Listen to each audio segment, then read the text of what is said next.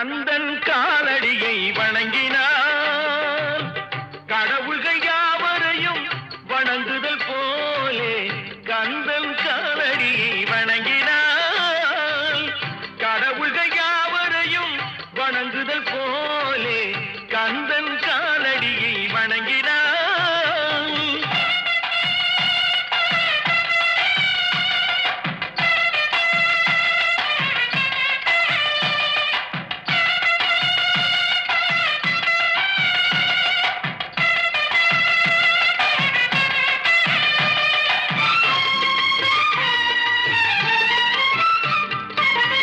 தந்தை பரமனுக்கு சிவகுருநாதன் தாயார் பார்வதியின் சக்திதானே வேலன் சிவசக்திதானே வேலன்.